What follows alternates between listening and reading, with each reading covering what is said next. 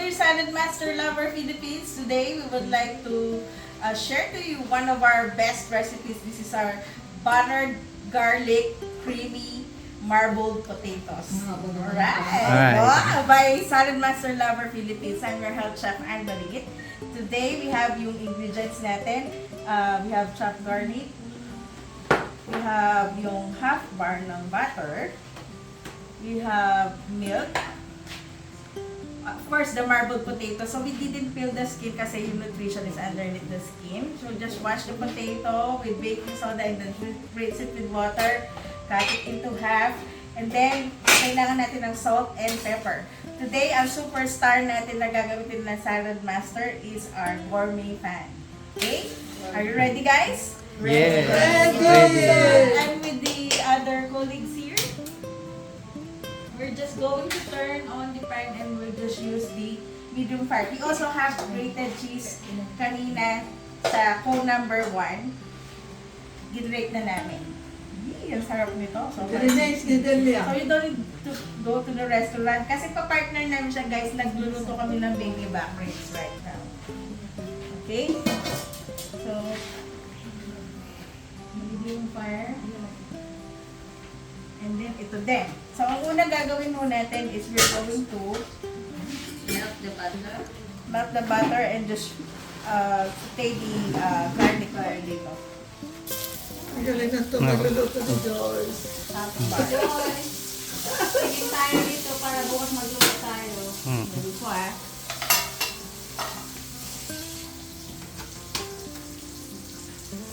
Very, very, ano lang po, low fire. And then we'll add the garlic.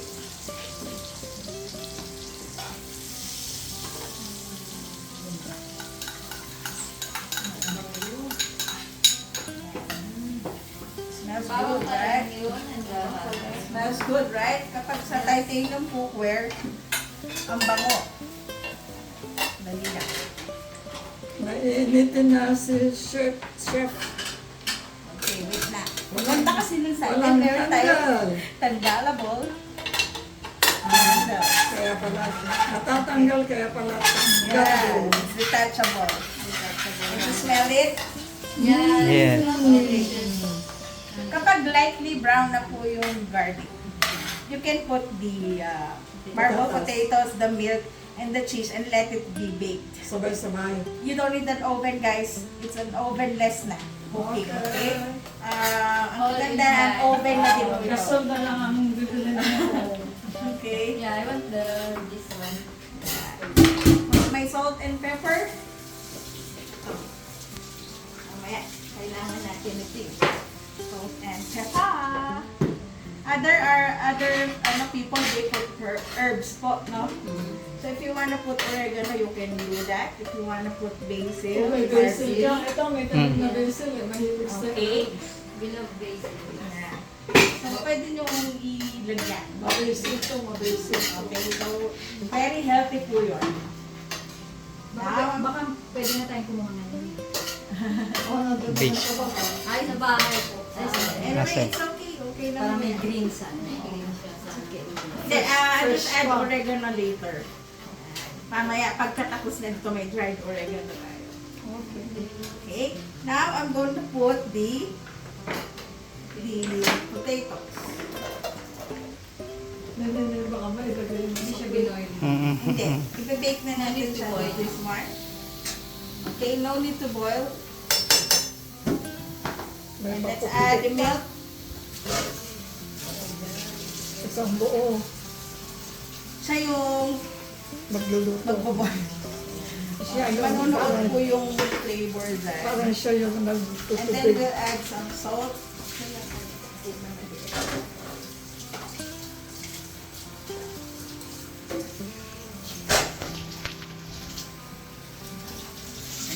We'll put some salt.